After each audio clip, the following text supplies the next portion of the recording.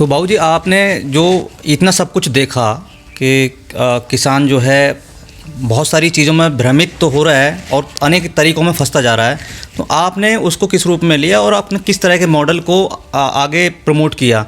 आपने खेती में पाया क्या? किसान भाइयों नमस्कार। ये सवाल वाकई में जायज़ है, क्योंकि यदि हम किसी बात को शुरुआत करना चाहते हैं तो उसकी शुरुआत इतनी बेहतर हो कि यदि हमारा एक कदम भी पीछे हटता है तो उसका हमको भी तकलीफ़ होती है और दुनिया को भी वो बुरा लगता है, और कई बार तो मजाक भी बनता है कि ये अच्छा करना चाहते थे और ये असफल हो गए। तो असफलता किसी को स्वीकार नहीं है।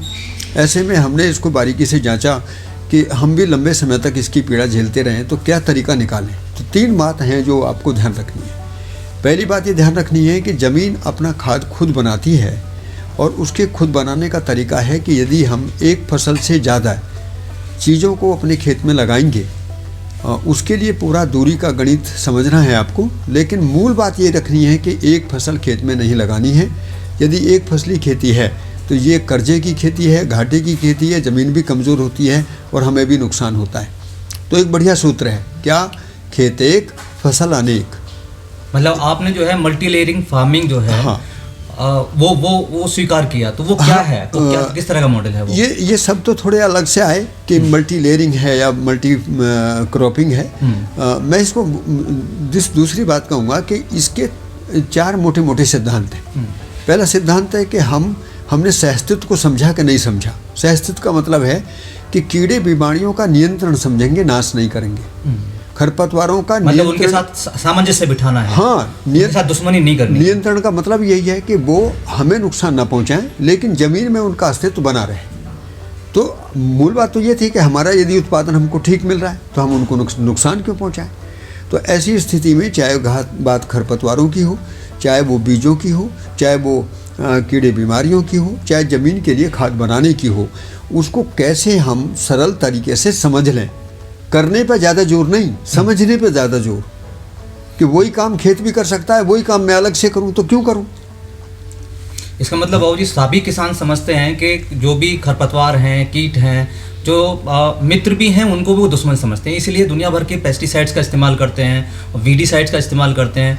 तो यानी कि आपने अपने प्रैक्टिकल में पाया कि अगर हम इस खेती के मॉडल को चेंज कर दें, उनके साथ मित्रता कर लें, तो ये समस्या का समाधान हो सकता है। हाँ, देखिए, मित्रता कर लें ये तो अलग बात हुई, लेकिन मैं कह रहा हूँ कि यदि उनकी भूमिका को वो समझ लें। भूमिका मैन है। हाँ, वो तो प्रकृति ने पैदा किया है उनको। बिल्कुल सही बात। और मैं उनको मारूं या हटाऊं तो ये तो मेरा कोई धर्म बनता नहीं, और बनता भी है तो उसका परिणाम हम झेल ही रहे हैं। तो 2 चीज़ों को समझना है, एक जमीन की भौतिक संरचना और जमीन की रासायनिक संरचना। जमीन की रासायनिक संरचना का मतलब है कि किसी भी पौधे के लिए जितने भी रस और तत्व चाहिए, वो छोटे हों या बड़े हों, जैसे कोई कहते हैं सूक्ष्म पोषक तत्व और दीर्घ पोषक तत्व। मैं इसको ऐसा बोलता हूँ कि इन लपड़े में हम ना पड़ें। सीधा सीधा कार्यक्रम है कि पोषण के लिए जितना रस जिस पौधे को चाहिए वो ज़मीन के खनिज के रूप में उपलब्ध रहता है। वो 2 स्थिति में रहता है। यदि वो स्थिति में है तो पौधा नहीं ले पाएगा, और गति में है तो पौधा लेगा। और गति के लिए क्या चाहिए? गति के लिए वहाँ जीवाणु की ज़रूरत है। बिल्कुल, जीवाणु की जरूरत है। तो जीवाणु के लिए क्या चाहिए? जीवाणु के लिए एक निश्चित मात्रा में कार्बन की जरूरत है। जब ये दोनों चीज़ होती हैं तो जमीन अपने आप में उर्वरक होती है। सिद्धांत तो इतना ही बोलता है। मतलब कहने का है कि पौधा अपना पोषण स्वयं कर सकता है। वो जमीन में इतना भरपूर मात्रा में, वो अन्नपूर्णा इसलिए कहा जाता है जमीन को, क्योंकि उसके अंदर सब कुछ मौजूद है। एकदम। देखिए, खनिज शब्द का मतलब है, जहाँ खनिज मतलब वहाँ खजाना। खजाना का मतलब है सारी चीज़ तो वही है। और हम कल्पनाएं तो कर सकते हैं कि भाई ज़मीन के अलावा भी खेती कर सकते हैं, लेकिन ज़मीन का और खेती का गहरा संबंध है। पूरी प्रकृति में मिट्टी के साथ पौधे देखे गए हैं, तो मिट्टी और पौधे का एक गहरा रिश्ता है। और एक भी बड़ी किसानों को समझने की ज़रूरत है कि कंपोस्ट खाद जो हम डालते हैं, वो कंपोस्ट खाद पूरा खेत पचा लेता, ऐसा नहीं है। वो उतना ही पचाता है जितनी उसकी ज़रूरत है। हम यदि कई बार ज़्यादा डाल देते हैं तब भी खेत को नुकसान है। तो ध्यान ये रखना है कि हमने जो भी चीज़ खेत को दी है वो समझ कर दी है या मनमानी से कोई तरीका बनाया है। मनमानी का तरीका नहीं चलेगा।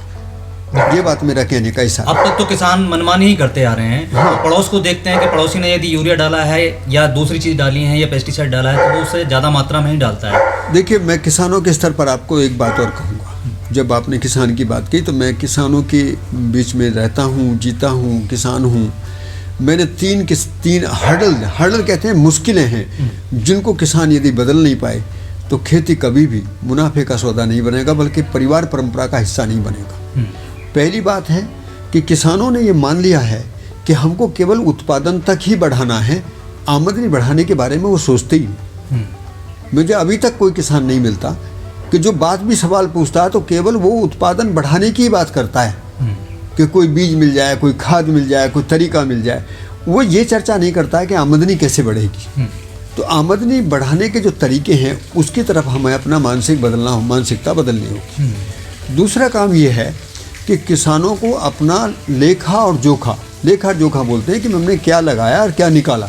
यदि इसका हम सही तरीके से मूल्यांकन नहीं करेंगे तो क्या हो जाएगा, बहुत बड़ी दुर्घटना घट जाएगी कि हम अपने शोषण को कभी रोक नहीं पाएंगे। मतलब इसको एक बिजनेस के रूप में देखना चाहिए। हाँ, कोई भी बिजनेस आप देखते हैं कि बाजार में कोई भी बिजनेस होता है तो वो पहले अपना इनपुट देखता है, आउटपुट देखता है, लेकिन किसान एक ऐसा प्राणी है जो लगाता तो है लेकिन उसका आउटपुट नहीं देखता। प्राणी क्या, मैं तो ये कहूँगा कि धरती का सुंदर यदि व्यक्ति कोई मुझे मिला कि जिसने अपना शोषण करवाया तो है, करा किसी का नहीं। बहुत अच्छी सोच है, बिल्कुल सही बात है बाबूजी। हाँ, किसानों का वास्तव में शोषण हुआ है और होता आ रहा है। हाँ, और इस देवता को यदि सही ढंग से ये देवता अपनी समझ को ठीक कर ले तो दुनिया में इससे सुंदर कोई आदमी होता भी नहीं।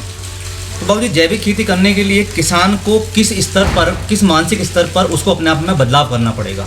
देखिए, एक तो उसको पहला संकल्प लेना होगा कि खेती लागत से नहीं होगी, समझ से हो।